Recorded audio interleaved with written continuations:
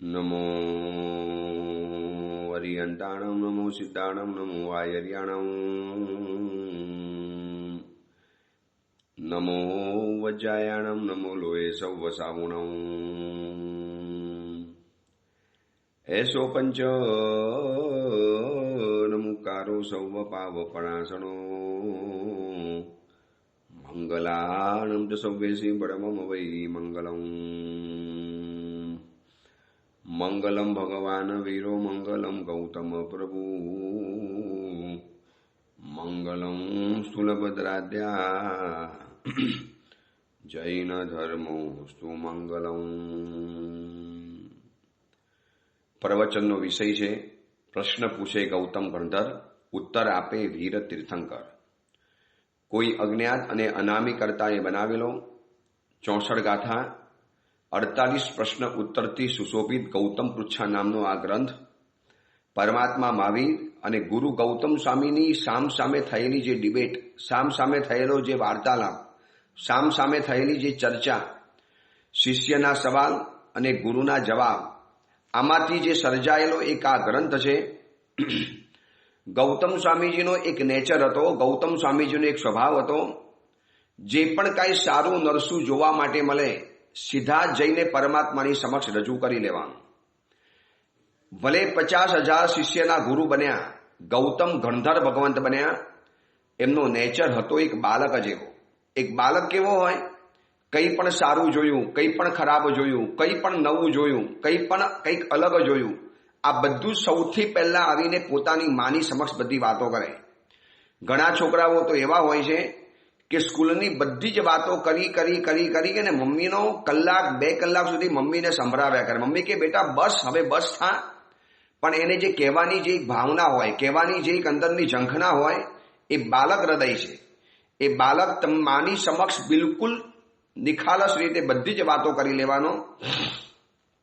એવી રીતે ગોચરી જતા આવતા, વિહાર કરતા કરતા, સમાજને જોતા, આજુબાજુની અંદરમાં નજર કરતા, સમાજનું નિરીક્ષણ, પરીક્ષણ અને દિગ્દર્શન કરતા કરતા ગૌતમ સ્વામીજીને જે પણ કાંઈ શુભ અશુભ, સારું ખરાબ, સુંદર અસુંદર, ઉપર નીચે જે પણ કાંઈ દેખાયું, આ બધું જ એમને પરમાત્માની સમક્ષ વ્યક્ત કર્યું। પ્રભુ, સારું મળ્યું તો કેવી રીતે મળ્યું, અને ખરાબ મળ્યું એ પણ કેવી રીતે મળ્યું? પ્રભુ, મને જાણવું છે, મને સમજાવો, મને બતાવો કે આ સારું નરસું વ્યક્તિને જીવનની અંદરમાં કેવી રીતે મળે છે।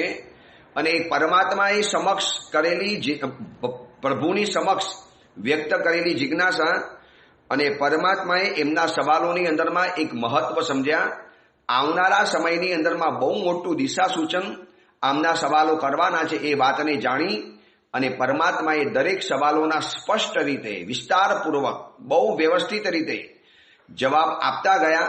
જે આપણે જાણીએ છીએ, જેનો સ્વાધ્યાય આપણે કેટલા મહિનાઓથી ચાલે છે।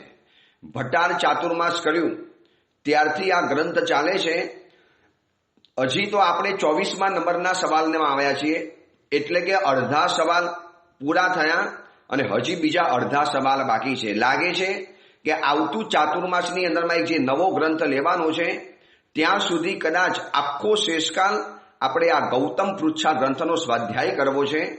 પરમાત્મા મહાવીરનું નામ દઈ, ગૌતમ સ્વામીજીનું નામનું સ્મરણ કરી આપણી પ્રભાતને ધન્ય બનાવીએ છીએ, પવિત્ર બનાવીએ છીએ। ચલો, ગૌતમ સ્વામીજીએ જે સવાલ પૂછ્યો છે, આ સવાલ 24મા નંબરનો સવાલ એવો છે, નાના મોટા કોઈ પણ દેશની વ્યક્તિ હોય, કોઈ પણ સમાજની હોય, કોઈ પણ જ્ઞાતિની હોય, કોઈ પણ કુટુંબની હોય, કોઈ પણ સમાજનો હોય, ચાહે કોઈ પણ હિન્દુ હોય કે ચાહે વિધર્મી હોય, દરેકને પૈસા તો જોઈએ છે, પૈસા વગર ચાલતું પણ નથી, અને પૈસા એના જીવનની અંદરમાં જરૂરી પણ છે, મહત્વની ભૂમિકા ભજવે પણ છે। આ વાતને બહુ સીધી રીતે સ્વીકારી છે। પૈસા માટે જીવવું અને પૈસા સાથે જીવવું એ વળી પાછો વિચાર અલગ રહેલો છે, પણ ધન વગર તો કોઈને ચાલતું જ નથી। સમાજમાં સ્થાન મેળવવું છે, દીકરા દીકરીના લગ્ન કરવા છે, એજ્યુકેશન પ્રાપ્ત કરવું છે, એક નાનકડું ઘર બનાવવું છે, પોતાનો એક નાનકડો પરિવાર, એક આશિયાના ખડા કરના હે, તો વ્યક્તિને જીવનની અંદરમાં ધનની જરૂરિયાત પડવાની। પરંતુ એ ધન કેવી રીતે મળે, ક્યાંથી પ્રાપ્ત થાય, બસ એનું એડ્રેસ માણસ ભૂલી ગયો છે। એટલે એને એમ જ છે કે બજારમાં જઈએ એટલે ધન મળી જાય, મહેનત કરીએ એટલે ધન મળી જાય, દોડધામ કરીએ એટલે ધન મળી જાય, रात दिवस का पुरुषार्थ करेंगे धन मिल जाएगा, ज्यादा प्रयत्न ज्यादा कोशिश करूंगा, ज्यादा पसीना बहाऊंगा, धन मिल जाएगा। प्रभु के छे आ अर्ध सत्य छे। बजारमा जवाथी धन मळे छे आ अर्ध सत्य छे। पुण्य करीने तमे बजाરની અંદરમાં જાઓ તમને ઓછી મહેનતે ધન મળે છે આ પૂર્ણ સત્ય છે। પણ હવે ધર્મને નહીં સ્વીકારનારી પ્રજા જ્યારે પેદા થઈ છે, પોતાના ધર્મનો વિરોધ કરવાનો એ જેની ફેશન છે એવી પ્રજા જ્યારે ઊભી થઈ છે, પોતાના ધર્મ ઉપર ડાઉટ કરી અને દલીલો કરવાની, લોજિક લગાડવાના, મનના સવાલોને ઊભા કરવાના, આ બધું હવે ફેશનની અંદરમાં આવી ગયું છે। બસ હવે ધર્મનો વિરોધ કરવો એ ફેશન ગણાય, પોતાના ધર્મથી ઉલટું વર્તન કરવું આ એને ફેશન ગણાય। બધા રાત્રિ ભોજન કરે, હમ એસા નહીં માનતે, હમ થોડે ફોરવર્ડ હે, અમે થોડાક સુધરેલા છીએ। હવે સુધરેલા કહેવાય કે બગડેલા કહેવાય એ તો પરમાત્મા જાણે, કુદરત જાણે। પરંતુ હવે એક સમાજ આવો પેદા થયો છે કે પોતાના ધર્મનો વિરોધ કરવો, પોતાના ધર્મની મસ્કરી કરવી, પોતાના ધર્મના સિદ્ધાંતોને મજાક બનાવી દેવા અને એ સિદ્ધાંતો જેને પોતાના જીવનની અંદરમાં અપનાવ્યા છે એવી વ્યક્તિની ઠઠ્ઠા મજાક કરવી, એ વ્યક્તિને મણીભાઈ કે મણીબેન કે ધર્મનું પૂછડું, ધર્મનું ધતિંગ, આ બધું છે ને શબ્દો કહેવા હવે ફેશન બની ગઈ છે। કહેવા દો, કોઈ વાંધો નથી, આનાથી કોઈ સાચા ધર્મીય અકરાવવું નહીં, બિલકુલ નહીં અકરાવાનું। ધનનો પૂજક, ધનનો ચાહક, ધનનો પૂજારી અથવા તો ધનનું ધનેડું, હવે આ બધા સમાજની અંદરમાં બહુ વધ્યા છે અને એ લોકોને એમ જ લાગે છે કે આ બધો ધર્મ કરવાથી થોડો પૈસો મળી જવાનો છે, એ તો બજારમાં જવું પડે। બજારમાં જવું પડે એ તો હું પણ સ્વીકારું છું, સાધુ હોવા છતાં પણ।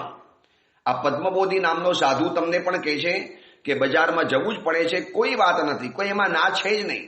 પ્રભુએ પણ બતાવ્યું છે શ્રાદ્ધ વિધિ નામના ગ્રંથની અંદરમાં કેટલા વાગે શ્રાવકે બજારમાં જવાનું એ પણ પરમાત્માએ બતાવ્યું છે શ્રાવકના કર્તવ્યની અંદરમાં। એમ નથી કીધું આખો દાડો સામાયિક કરતા બેસો, પૂજા કરતા બેસો, પ્રવચનો સાંભળતા બેસો, નો, કોઈ છે નહીં એવી વાત। બહુ પ્રેક્ટિકલ પરમાત્મા મહાવીરનો ધર્મ છે, એને જો સાચી રીતે વ્યવસ્થિત રીતે સમજવાની અંદરમાં આવે અથવા તો કોઈક સાધુ તમને સાચી રીતે વ્યવસ્થિત રીતે અને લોજિકલી જો તમને બેસાડે એની ઉપર ઓવારી જવાનું મન થાય, પ્રભુના સિદ્ધાંતોને હજાર હજાર લાખ લાખ સલામ કરવાનું મન થાય। ચલો આપણે 24મા નંબરનો સવાલનો જે વિચાર કરીએ છીએ, પરમાત્માને ગૌતમ સ્વામીજીએ પ્રશ્ન પૂછ્યો, પ્રભુ એવું કયું કર્મ છે જેનાથી જીવને પૈસા પ્રાપ્ત થાય, ધન મળે, એ શ્રીમંત બને, એ અમીર બને, એ મલ્ટી મિલિયનર બને, એ અબજપતિ બને અને પૈસા આવ્યા પછી પાછા એની સંપત્તિ સ્થિર થાય, ચાલી પણ ન જાય। પ્રભુ એવું કયું કર્મ છે? એ કર્મનો કારણ પરમાત્માનું જે આપણે ગઈકાલે થોડું ઘણું જાણ્યું, આજે એને વિસ્તારથી જાણવું છે। પણ એની પહેલા એક નાનકડી કથા બતાવવાનું તમને મન થાય છે, બહુ કરુણ કથા છે। જે માત્ર ધનના પૂજારી છે, જે ધનના રાત દિવસ ચાહક રહેલા છે, ધનની પાછળ રાત દિવસ દોડે છે, એ વ્યક્તિઓને માત્ર આટલું બતાવવું છે કે ધન જરૂરી છે, એમાં અમે કોઈ વિરોધ નથી કરતા, પણ આટલી હદે તમે ધનની પાછળ ભાગશો તો આવતીકાલ કેવી વિચિત્ર આવવાની છે, કેવી કરુણ આવવાની છે, એ આ એક કથા જાણવા જેવી છે। ભલે કથા જૂની છે, વર્તમાનમાં પણ આવું બનતું હશે, આ તો કોઈ કેવળ જ્ઞાની નથી માટે આપણને બતાવી શકતા નથી। એક ચરિત્ર ગ્રંથની અંદરમાં બહુ સુંદર મજાની કથા આવે છે। એક શેઠ હતા, પૈસાના આંધળા પૂજારી, પૈસાનો આંધળો રાગ, બેસુમાર રાગ, એમ જ માને બસ પૈસા છે તો બધું જ છે, પૈસા સિવાય જીવનમાં કાંઈ નથી, પૈસા છે તો બોલબાલા છે। ભગવાન કહે છે કે ભાઈ પુણ્યથી પૈસા મળે છે, માટે પુણ્ય છે તો ધન છે, પુણ્ય છે તો બોલબાલા છે, પુણ્ય છે તો જીવનમાં જાહો જલાલી છે, પુણ્ય છે તો જીવનની અંદરમાં અનુકૂળતા છે। પણ કેવું છે, પુણ્ય દેખાતું નથી અને અદૃશ્ય એવા પુણ્યથી ધન મળે છે, ધન દેખાઈ જાય છે, એટલે આપણને એમ લાગે છે કે બસ ધન મને મળ્યું છે, મારી મહેનતથી મળ્યું છે અને બજારથી ધન મળેલું છે। મેં પહેલા તમને એકવાર એક્ઝામ્પલ બતાવેલું, આજે ફરીવાર બતાવી દઉં, કદાચ યાદ નહીં હોય, કદાચ મેં બતાવેલું છે। ઘરની અંદરમાં જમવા માટે બેઠા અને તપેલામાંથી ચમચા દ્વારા કોઈએ આપણને દૂધપાક પીરસ્યો, એટલે એમ ન કહી શકાય કે દૂધપાક આ ચમચાએ બનાવેલો છે કે તપેલીએ બનાવેલો છે। તપેલીમાંથી દૂધપાક લીધો, ચમચા દ્વારા લીધો અને ચમચા દ્વારા વાડકાની અંદરમાં નાખ્યો, એટલે એમ નથી કહી શકાતું હા ચમચાએ દૂધપાક તમને પીરસ્યો એ વાત બરોબર છે, દૂધપાક તપેલીની અંદરમાં હતો એ વાત પણ બરોબર છે, પણ કોઈ બનાવનારા હાથ તમને યાદ કર્યા? ઘરમાં મમ્મી, પત્ની, બહેન કે કોઈ પણ સ્વરૂપની અંદરમાં રહેલી સ્ત્રીએ ઘરની અંદરમાં દૂધપાક બનાવ્યો, એમને પણ કેવી રીતે બનાવ્યો? તો દૂધપાક ગાયના પેટમાંથી આવ્યો, ત્યાં પણ કેવી રીતે આવ્યો? તો કે ઘાસ ખાવાથી આવ્યું. ઘાસ કેવી રીતે આવ્યું? તો કે ખેતર હતું માટે આવ્યું. એ ખેતર સારું કેમ રહ્યું? કારણ કે કોઈ ખેડૂતે એની પાછળ મહેનત કરી છે માટે આવ્યું. જોજો કેટલા કેટલા કેટલા કેટલા આગળ આગળ આગળ તમારે વિચારવું પડતું હોય છે. એમ આપણે જીવનની અંદરમાં વિચારીએ કે મહેનત કરી, પૈસા મળ્યા, ધન મળ્યું. ધન કેવી રીતે મળ્યું? પુણ્યથી મળ્યું. પુણ્ય કેવી રીતે મળ્યું? ધર્મની પ્રવૃત્તિ કરવા દ્વારા મળ્યું. ધર્મની પ્રવૃત્તિ મને કરવાનું મન કેમ થયું? સદબુદ્ધિ હતી માટે આવ્યું. આ સદબુદ્ધિ કોણે આપી? તો કે કોઈ તીર્થંકર પરમાત્માની કૃપાથી મને સદબુદ્ધિ પ્રાપ્ત થઈ. છેલ્લે તો છેડો અડે છે અરિયન પરમાત્માને, તીર્થંકર પરમાત્માને, પ્રભુને અને ધર્મને અને પુણ્યને આ પૈસાના છેડા અડતા હોય છે. પણ હવે દેખાતું નથી દેખાતું માટે માણસ એને માનવા કે સ્વીકારવા તૈયાર થતો નથી, અને ન સ્વીકારવાથી એ વસ્તુનો અભાવ છે એવું જીવનમાં ક્યારે માની લેવાની જરૂર નથી. એમ તો છે ને હાથથી દૂરથી દેખાય છે.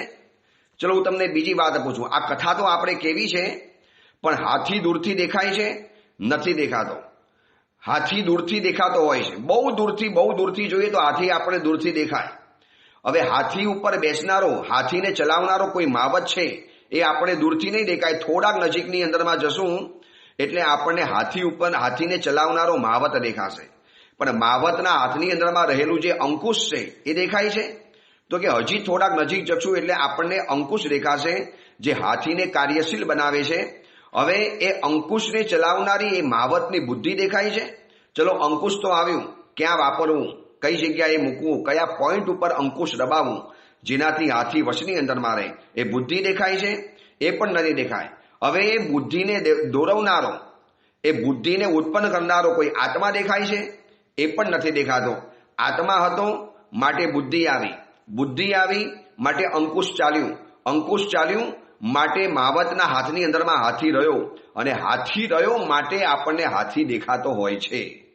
આ આખું સમીકરણ છે. એટલે દ્રશ્ય જગતની મજબૂતાઈ અદૃશ્ય જગતને આભારી છે.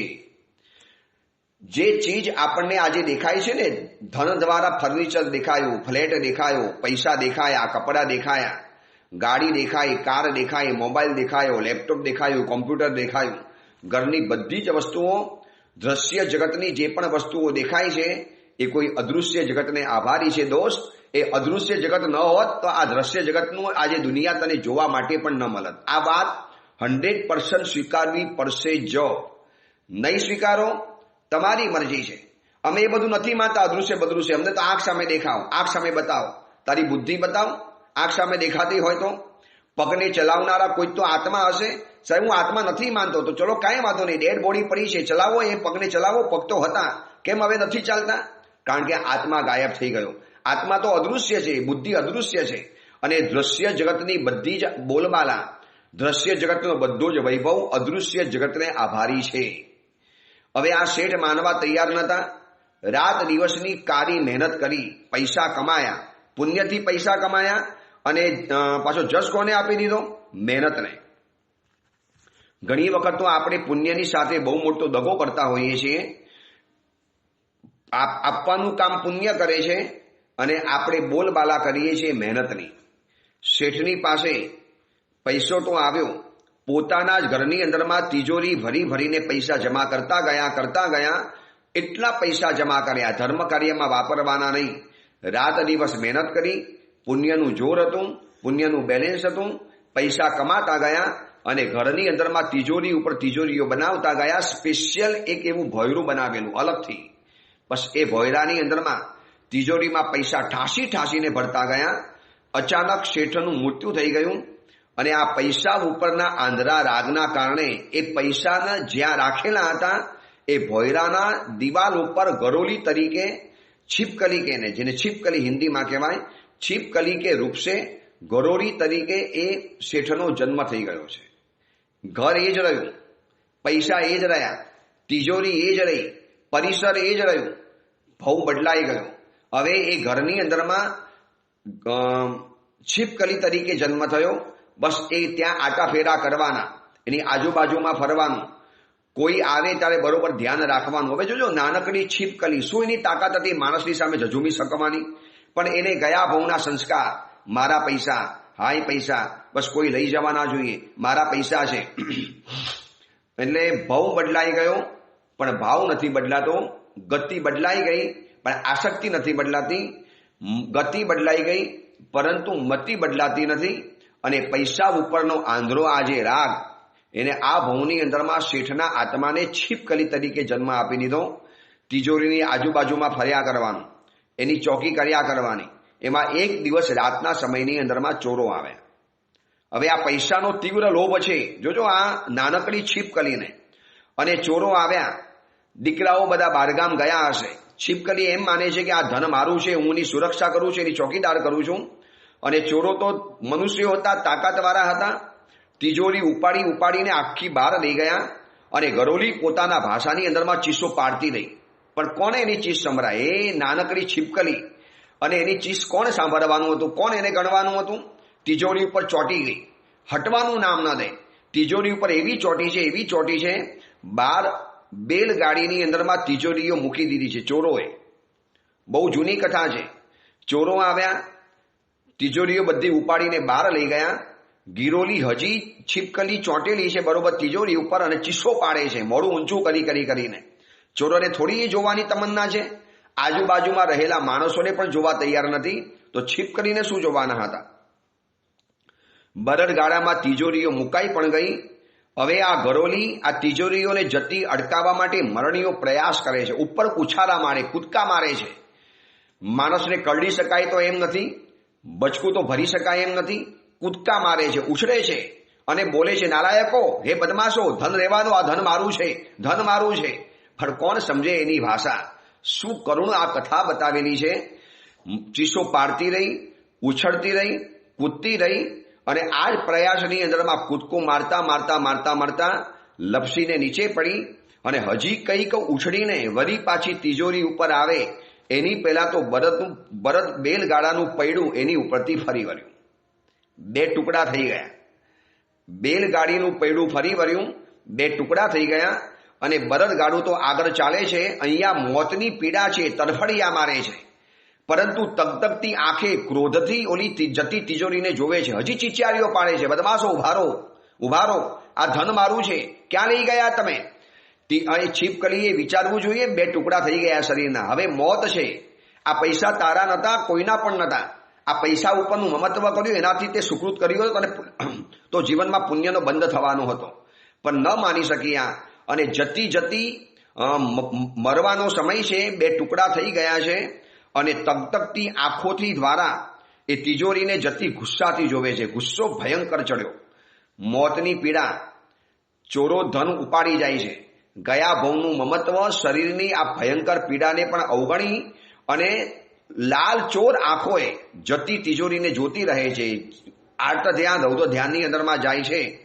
અને ત્યાં કથાની અંદરમાં લખ્યું છે, ચોરો તો ચાલી ગયા, પણ ચહેરા ઉપર જે ભયંકર ગુસ્સો આવ્યો, મરવાના સમયની અંદરમાં જે અધ્યવસાયો બગડ્યા, ધન ઉપરની જે કાતિલ મૂર્છા આવી, એ ગરોલી જે ગુસ્સાથી તરફડે છે, આંખો દ્વારા ગુસ્સો વ્યક્ત કરે છે, હજી પણ ચીચિયારીઓ પાડે છે, માથા પછાડે છે. એ ગરોલી આ ધનની મમત્વના કારણે, ધનની મૂર્છાના કારણે બીજી નરકનું 3 સાગરોપમનું આયુષ્ય બાંધી અને બીજી નરકની અંદરમાં ચાલી ગઈ. શું થયું? ધન તો ગયું, મમત્વ કાંઈ કામ ના આવ્યું. અને અજ્ઞાન વશના કારણે ક્રોધ કર્યો ઓલા ચોરો ઉપર. ચોરોને તો ખબર નથી કે આવી કોઈ છીપકલી આ ધન ઉપર હતી, તિજોરી ઉપર હતી. આટલી મોટી તિજોરી પર નાનકડી છીપકલીની ગણના પણ શું થાય? લપસી પડી, કચડાઈ ગઈ, છતાં પણ અક્કલ નથી આવતી. અને આ જ ધનની મૂર્છાના કારણે બીજી નરકનું આયુષ્ય બાંધી અને આ છીપકલી દુનિયામાંથી વિદાય પામી ગઈ. બિચારી 2 સાગરો 3 સાગરોપમ સુધી નરકની અંદરમાં દુઃખોને સહન કરવાના. શું હાથની અંદરમાં આવ્યું? આ કથા આપણને બતાવે છે કે ધન જીવનમાં જરૂરી છે, પણ ધન ઉપરની આસક્તિ, મૂર્છા ધન માટેના રાત દિવસના પ્રયત્નો, ધર્મને છોડી પુણ્ય બાંધવાની તકોને છોડી માત્ર ધન કેન્દ્રી જિંદગી જીવવાની, આવા તમને સમાજની અંદરમાં એક નહીં, બે નહીં, હજારો નહીં, લાખો વ્યક્તિઓ જોવા માટે મળશે. માત્ર ધનના ઉપાસક, કોઈ કહેતા કોઈ એને ધર્મ, પૂજા, પ્રતિક્રમણ, સામાયિક પ્રવચન કશું જ ગમતું નથી. અને પછી ઈચ્છા રાખે કે મારું ધન સ્થિર બને. હવે આપણે પરમાત્માના જવાબની અંદરમાં જઈએ છીએ. પરમાત્માએ જે જવાબ આપ્યો છે ગૌતમ સ્વામીજીના સવાલની અંદરમાં, એકવાર ફરીવાર સવાલ જાણી લઈએ કે પરમાત્મા એવું કયું કર્મ છે જેનાથી જીવને લક્ષ્મી મળે, ધન મળે, સંપત્તિ મળે અને વળી પાછી સંપત્તિ એની સ્થિર થાય. પ્રભુ, એની સંપત્તિ સ્થિર કેવી રીતે બને? અને પરમાત્માએ એના જવાબની અંદરમાં બે કારણ બતાવ્યા. એમાં પહેલા કારણની અંદરમાં 2-3 કન્ડિશન બતાવી, 3 કન્ડિશન બતાવી. જે વસ્તુ આપણને પોતાને ગમતી હોય, સમજી રાખજો, ગમતી વસ્તુ કોઈને ભેટમાં આપવાની છે, અણગમતી નથી આપવાની. હવે આપણને ગમતી નથી, ઘરમાં એક્સેસ પડેલી, ઘરમાં એક્સ્ટ્રા પડેલી, આમે ખૂણામાં પડી રહેલી છે, લઈ જાઓ ને ભાઈ, તમને કામ લાગતી હોય તો. મારે તો કંઈ કામ લાગવાની છે નહીં, ન ચાલી શકે. દશવૈકાલિક સૂત્રની અંદરમાં લખ્યું છે, જે કંતે પીએ ભોએ લદ્દેવી પીઠી કુંવઈ, સાહીને ચયઈ ભોએ સેવું ચાઈ તેવું ચઈ. ત્યાગી કોને કહેવાય? દાન કોને કહેવાય? જે કંતે પ્રિય ભોએ, જે કાન ગમતા હતા અને પ્રિય એવા ભોગની સામગ્રીઓ તમે કોકને આપી દો અને એના દ્વારા જે પુણ્ય બંધાય છે એ પુણ્યના દ્વારા જીવનમાં ધન મળે છે. આ લોજિક સમજવા જેવું છે. પ્રભુ, આપણે દાન આપ્યું છે, વધારે હતું માટે આપી દીધું. આપણે પૈસા ખર્ચ્યા, એક્સેસ હતા માટે આપી દીધા. સાચું કહેજો, એક દિવસ એવો જીવનની અંદરમાં આવ્યો કે ઘર લેવા માટેના જમા કરેલા પૈસા આ બાજુ સંઘની અંદરમાં ઉપાશ્રય માટેની ટ્રીપ ચાલી અને આપી દીધા, પૈસા લઈ જાઓ. લોકો કે યાર તમારું ઘર કેવી રીતે બનશે? તમે આ ઉપાશ્રય માટે આપી દીધા, ઉપાશ્રય માટે તો આપનારા ઘણા મળી જશે, તારું ઘર કોણ બનાવી દેશે? થઈ પડશે. બસ મને પૈસા ગમતા હતા, એ વાત બરોબર છે, મારે ઘર બનાવવાનું હતું. મુંબઈ જેવા મેગા સિટીમાં પોતાનું ઘર હોવું જરૂરી છે, પણ મને આ લાભ મળતો હતો. ફરીવાર ક્યાં આવો લાભ મળવાનો? મારા બજેટની અંદરમાં આ ઉપાસેમાં સમણ ભગવંતો રહેવાના, સમણી ભગવંતો રહેવાના, રોજ આરાધના, સ્વાધ્યાય, તપસ્યાની ધૂણી દખાવાના, હજારો લોકો પ્રવચનો સાંભળવાના, એના દ્વારા નવી પ્રેરણાઓ પ્રાપ્ત કરવાના, એક ઉપાશ્રય દ્વારા અનેક જિનાલયો બની જવાના, એક ઉપાશ્રયો દ્વારા અનેક જૈન શાસનના કાર્યો થવાના, એક ઉપાશ્રયો દ્વારા અનેક દીક્ષાઓ પેદા થવાની. આ બધો લાભ મને કેવી રીતે મળે? યાર પૈસા તો આજે છે ને કાલે નથી, આવી જશે, મને કોઈ ચિંતા નથી. આ જે દાન આપે છે ને એને જે એનો પુણ્યનો બંધ થાય, હું તમને કહું, ઉત્કૃષ્ટ ભાવે આપેલું આવા પ્રકારનું દાન આ ભવમાં જ ફલીભૂત થાય છે. ન થાય તો આવનારા ભવમાં તો અવશ્ય મેવ ફલીભૂત થવાનું, અવશ્ય મેવ. આપણે જેના દ્રષ્ટાંતો વારંવાર જાણ્યા છે, ધન્યકુમાર સંગમનો જીવ જે શાલીભદ્ર બન્યો, આ બાજુ ભીમો કુલડીયો, જો એ લોકોએ કેવા ઉછળતા ભાવે દાન આપ્યા. પોતે તકલીફમાં હતા, પોતાની જરૂરિયાત હતી, પોતાને એ સમયમાં પૈસાની બહુ જરૂરિયાત હતી. સમજી રાખજો, તમે દાન આપો છો એ નથી જોવાતું, કેવા સંયોગમાં દાન આપો છો ને એ વધારે મહત્વનું રહેલું છે.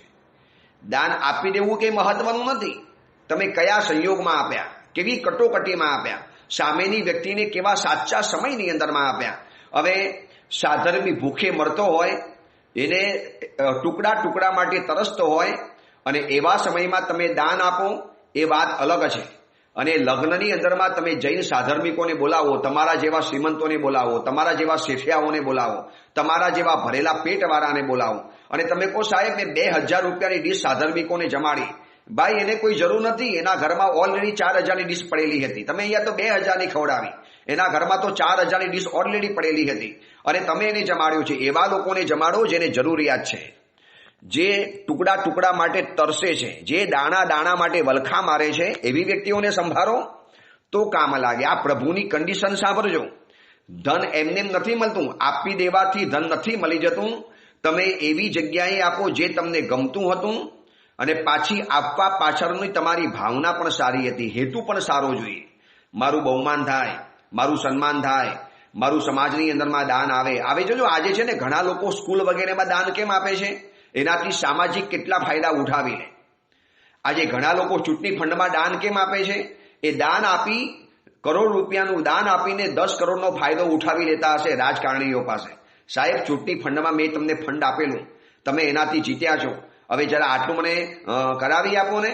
કરોડ રૂપિયા આપી અને 10 કરોડના કામ કરાવી લેવાની જો અંદરમાં મેલી ભાવના હોય તો એ દાન બાન ઠીક છે, મામૂલી પુણ્ય બંધાવી આપશે, પરંતુ સ્થિર સંપત્તિ, સ્થિર શ્રીમંતાઈ, એક કાયમી આવ્યા પછી જે શ્રીમંતાઈ ન જાય, ગમે એટલા બજારમાં ઉથલ પાથલો થાય, ભૂકંપના ઝટકા લાગે બજારની અંદરમાં, પણ એની સંપત્તિ એવી ને એવી ટકી શકે છે.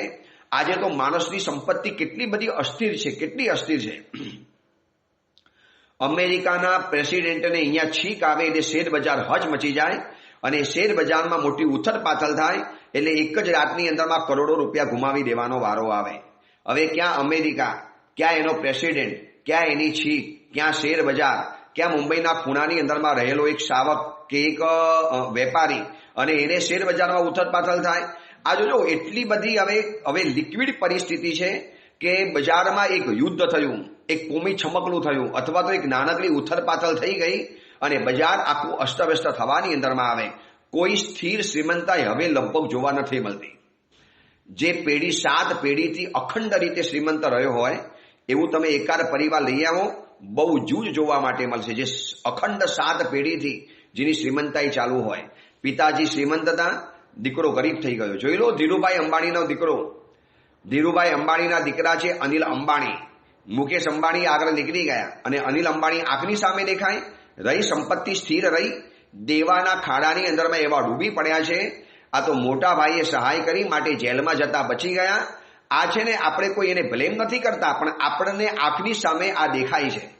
સત્તા પણ ક્યાં સ્થિર છે કોઈ સત્તા સ્થિર અત્યારે? અને શ્રીમંતાઈમાં બધું જ આવે, શરીરનું પણ પુણ્ય આવે અને સત્તાનું પણ પુણ્ય આવે. એકાદ વર્ષ વડાપ્રધાન કે મુખ્યપ્રધાન રહી શક્યા, તરત જ પાછા ગાદી ઉપરથી ઉતરી જવાનું. કોઈ સ્થિર સરકાર નથી. કેટલાના ટીકા લેવાના, કેટલાને સાચવવાના, કેટલાય આંદોલનો થાય, કેટલાય સમાધાનો કરવાના, કેટલા કોમ્પ્રોમાઇઝ કરવાના, દેશની સાથે, દેશની નીતિઓ સાથે કેટલાય સમાધાનો કરવા પડે ત્યારે એક ખુરશી ટકતી હોય છે. પૂછી આવો રાજકારણીઓને, પૂછી લો પિક્ચરના હીરો હિરોઈનને, કેટલા સોદા કરવા પડતા હશે હિરોઈનોને, કેટલાય પ્રોડ્યુસરોને ખુશ કરવા પડે, કેટલાય દિગ્દર્શકોને ખુશ કરવા પડે, કેટલા હીરોને ખુશ કરવા પડે ત્યારે એક નાનકડો રોલ મળે, એ પણ જ અલબ જલબ, કોઈ નક્કી નથી હોતું. એકવાર મળી ગયા પછી ફરીવાર મળશે, બધું જ અધ્ધરતાલ, બધું માથા ઉપર લટકતી તલવારની જેમ બેઠેલું હોય. કેમ આટલી બધી અસ્થિરતા કેમ આવી છે? ગયા ભવની અંદરમાં દાન કદાચ આપ્યું છે, પરંતુ પહેલા નંબરમાં ગમતી વસ્તુનું દાન નથી આપ્યું. બીજી કન્ડિશન પ્રભુએ બતાવી છે, સારી ભાવનાથી.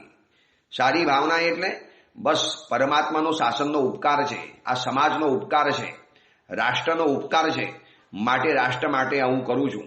કોઈ એના કંઈ મારે ચડાવવા નથી લેવાના, એના કોઈ મારે ધૂમધડાકા નથી કરવાના, એના મારે કોઈ શંખનાદ નથી ફૂંકાવાના. કોઈ પણ જાતની જાહેરાત વગર સીધે સીધું દાન આપી દેવું, આ સારી ભાવના કહેવાય. અને ત્રીજી કન્ડિશન છે, વળી પાછું યોગ્ય પાત્રને આપવાનું, અયોગ્યને નથી આપવાનું. હવે રાજકારણીઓને દાન આપો, કોઈ સ્કૂલ વગેરે સંસ્થાઓની અંદરમાં મોટા મોટા કરોડો રૂપિયાના દાન પહોંચાડો, જ્યાં વ્યભિચારો પોસાતા હોય, કેટલી છોકરીઓના સિયલ જ્યાં લૂંટાતા હોય, જ્યાં કેટલાય દીકરાઓના સંસ્કારોની પરંપરાઓ ભૂસાતી હોય, એવી સ્કૂલ વગેરેની અંદરમાં, કોલેજ વગેરેની અંદરમાં દાન આપવાનું. સ્કૂલ કોલેજ જરૂરી છે, બરોબર છે, પણ પહેલા સંસ્કારની તો વાતો કરો. એકલું શિક્ષણ શું કરવાનું? આ શિક્ષણે તો માણસોને રાક્ષસ પેદા કરી દીધેલા છે. જો રોજ બરોજ કિસ્સા બનતા હોય છે, છોકરીઓને મારી નાખવાની, રેપ કરી દેવાનો, જાણે સ્ત્રી તત્વની અવગણના કરી લેવાની, સ્ત્રી એટલે જાણે માત્ર ભોગનું સાધન છે, બસ માત્ર આટલી જ વિચારણા સરણી ઉપર આખું શિક્ષણ ચાલતું હોય. અને તો પછી પરમાત્મા બતાવે છે કે 3 કન્ડિશનથી તમે દાન આપો અને એ દાન તમને આવનારા ભવની અંદરમાં એવું પુણ્ય પેદા કરશે, જે પુણ્ય દ્વારા તમારી સંપત્તિ સ્થિર બનવાની, સલામત બનવાની, શાશ્વત બનવાની, અવિચલ બનવાની, અખંડ બનવાની, અડીખમ બનવાની. કોઈ તમારી સંપત્તિને હલાવી નહીં શકે. કોઈ પ્રસંગ આવશે અને તમારી શ્રીમંતા હાલી જાય, નો, ક્યારે પણ નહીં બની શકે. તમે નિશ્ચિંત બની અને શ્રીમંતાઈને ભોગવી શકશો. આજના શ્રીમંતો નિશ્ચિંત નથી, ભયભીત છે. કીધું તું ને, સતત ભયભીત મનોદશા, ચિંતિત મનોદશા. સતત અજંપાની અંદરમાં રહે છે, સતત એને ટેન્શન રહ્યા કરે છે. કેમ રહે છે? કારણ કે પુણ્ય એવું બાંધ્યું છે કે સંપત્તિ સ્થિર રહેતી નથી. જોઈ લેજો આપણા શાલીભદ્રજીને, આજની આવેલી 99 પેટી આવતીકાલે ખાડામાં નાખી દેવાની અને વળી પાછી 99 પેટી આવી જાય. એક પણ દિવસ એને એવું ટેન્શન નહીં થયું હોય કે આજે તો નથી, આજે તો ચલો ગયું, આવતીકાલે શું થશે, પહેલા આવી જવા દો પછી હું પેટી નીકાળું, એવું કોઈ પણ નથી. આપણે તો ઘરની અંદરમાં ખાલી ડબ્બા પણ કાઢવા તૈયાર નથી. 5-5 વર્ષના જૂના કપડાં પણ ઘરમાંથી કાઢવા તૈયાર નથી. ઘણાના ઘરમાં જુઓ તો આમ ગોડાઉન બની ગયું છે, ગોડાઉન ઠાસીને સામાન ભરેલો છે. એ ખાલી પણ નથી કરી શકતા, વાપરી પણ નથી શકતા. છેલ્લા 5 વર્ષથી જે કપડું નહીં વપરાયું હોય, જે વસ્ત્ર નહીં વપરાયું હોય, જે ડ્રેસ નહીં વપરાયો હોય એ ઘરની અંદરમાં પડ્યો હશે. લગ્નનો વેડિંગ ડ્રેસ હજી પણ ઘરમાં પડ્યો હશે, ફરીવાર પહેરવાનો છે નહીં. બસ ખાલી જોઈને હરખાયા કરવાનું, પરિગ્રહ ભેગો કરતા કરવાનો. તો પહોંચાડી દો કોકને, યોગ્ય વ્યક્તિને આપી દો. કોઈ ગરીબ કન્યાને આ તમારો વેડિંગ ડ્રેસ આપો, બેન પહેરજે, મેં લગ્નમાં પહેર્યો છે, એક જ વાર પહેર્યો છે, નવો નક્કોર છે, ન્યૂ બ્રાન્ડ છે, લે તારા લગ્નમાં કામ લાગશે. આવી કોઈ સારી ભાવનાથી યોગ્ય પાત્રને ગમતી વસ્તુ જો આપણે ઉલ્લાસ દ્વારા આપીએ છીએ અને એનાથી એક જબરજસ્ત પુણ્યનો બંધ થાય છે. આ પહેલું કારણ પરમાત્માએ બતાવ્યું. બીજું કારણ પણ બહુ મહત્વનું છે, એની વાત આપણે આવતીકાલે કરીશું. આ ધનનો સબ્જેક્ટ છે, બધા લોકોને લાગુ પડતો હોય છે.